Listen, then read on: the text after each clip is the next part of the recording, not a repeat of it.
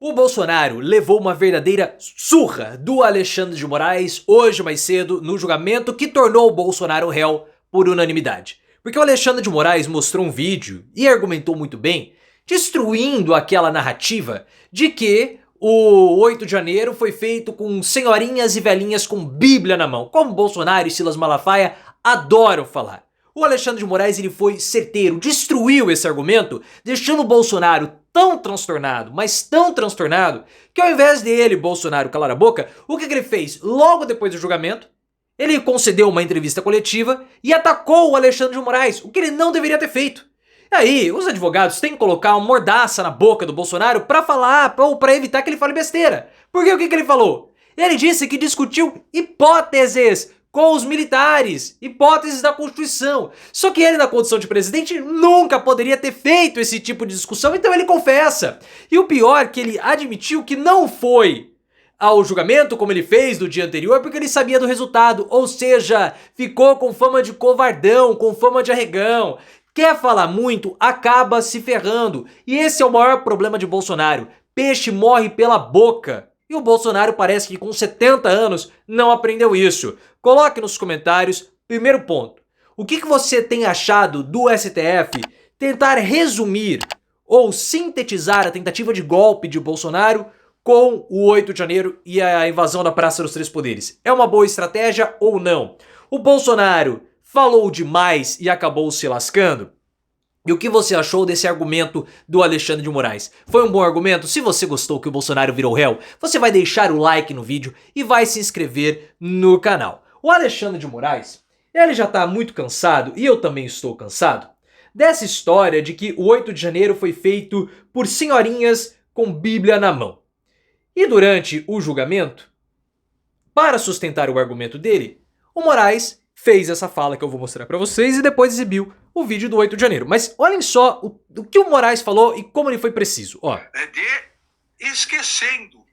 E as pessoas de boa fé que têm esse viés de positividade acabam sendo enganadas pelas pessoas. Primeiramente, eu quero que vocês reparem uma coisa. Como a careca dele brilha. Uma fé que com notícias reflete. fraudulentas e com milícias digitais passam a querer criar uma própria narrativa, como disse ontem, de velhinhas com a Bíblia na mão, de pessoas que estavam passeando, estavam com batom, e foram lá passar um batonzinho só na estátua.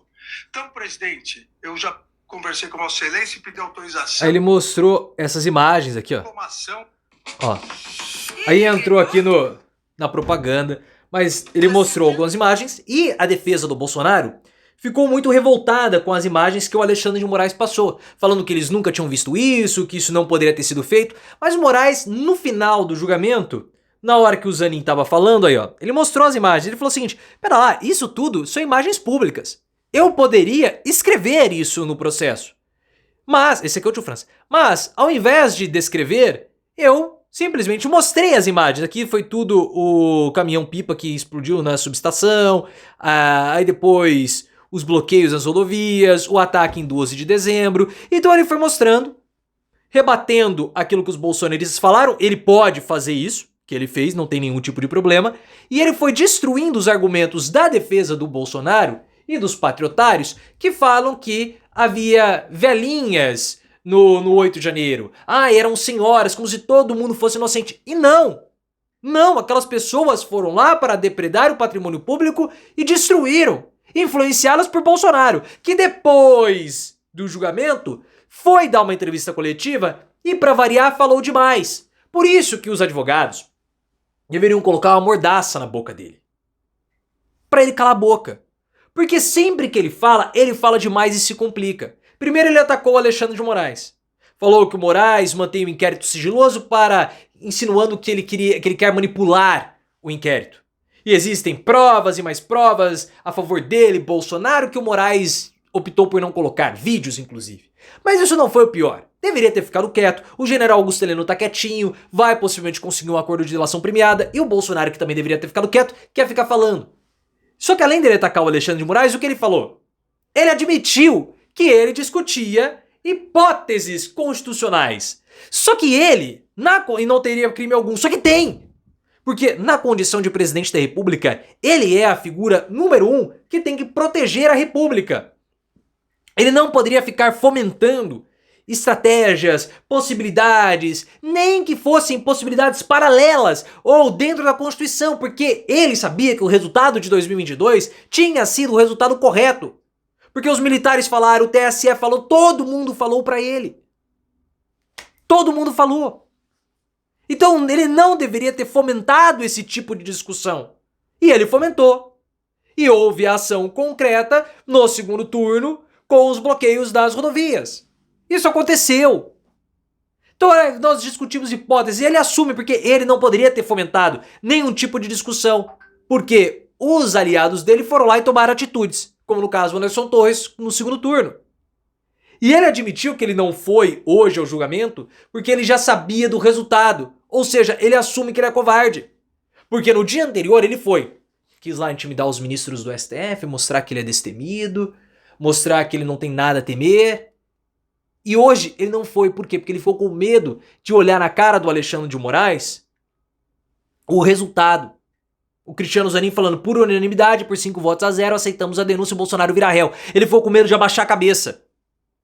E aí pegou fama de arregão. Foi um erro essa estratégia do Bolsonaro. Até o Paulo Figueiredo, que é aliado dele, falou assim, eu não deveria ter ido. Quis mostrar força. Bobagem. Porque já sabia do resultado. Não ia constranger ninguém. Acabaria sendo humilhado publicamente se ele fosse hoje. Ele não foi, pega fama de arregão. É muito burro. Muito burro. Por isso que precisa pastar. Porque o burro pasta, agora pega a fama de covarde. Que estratégia... Cara, quem que está orientando o Bolsonaro nisso? É o Eduardo. Vai escutar, Eduardo Bolsonaro é pedir pra se lascar. É pedir pra se lascar.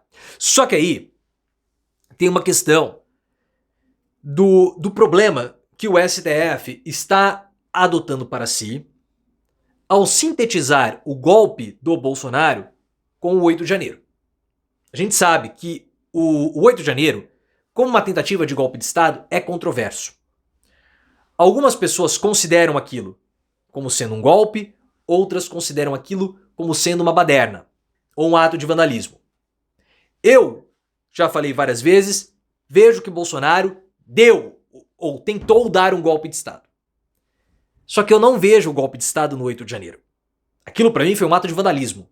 O golpe de Estado que Bolsonaro tentou aplicar foi no segundo turno com os bloqueios nas rodovias. Aquilo está absurdamente caracterizado como golpe de Estado. Só que o bloqueio no segundo turno foi lá na Bahia.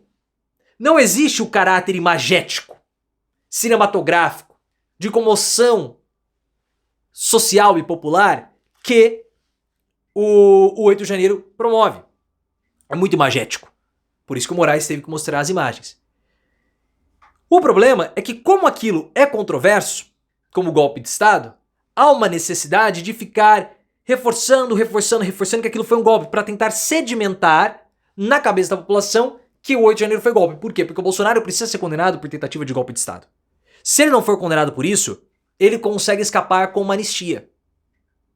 Então a tipologia do crime é muito importante. Só que o 8 de janeiro, ele tem as imagens, ele tem a repercussão, ele tem vários ângulos e tem a comoção nacional e social. Só que ele não tem ali efetivamente o golpe de Estado. O segundo turno é efetivamente uma tentativa de golpe de Estado, mas não tem as imagens, não tem a repercussão, não tem a comoção. Esse é o problema. Então o STF optou pelo caminho do 8 de janeiro, o que pode beneficiar a defesa do Bolsonaro, porque reduzir ao 8 de janeiro esquece o segundo turno. Então isso beneficia o Bolsonaro. E ele está colocando em prática o argumento que nós sabíamos que ele iria utilizar. Qual o argumento? E ele falou hoje na entrevista. Se eu estivesse aqui no Brasil no 8 de janeiro, eu estaria preso até hoje, mas eu estava nos Estados Unidos. Como que eu poderia dar uma ordem dos Estados Unidos para um golpe de Estado? Eu nem estava aqui. E aí que está o problema. Porque o Bolsonaro, e por isso que ele vai ser preso, como nós falamos, ele fomentava essas ideações golpistas. Porque ele achava que ele poderia se beneficiar de alguma forma. Então ele não falou para as pessoas irem para suas casas, ele não aceitou o resultado do segundo turno, e ele deixou os quartéis e os bloqueios. Lembram dos bloqueios? Quando ele percebeu que ele iria perder o controle porque estourou o ataque na Polícia Federal, na sede da Polícia Federal em 12 de janeiro, no dia da diplomação do Lula, ele se desesperou e ele ficou sabendo da festa da Selma.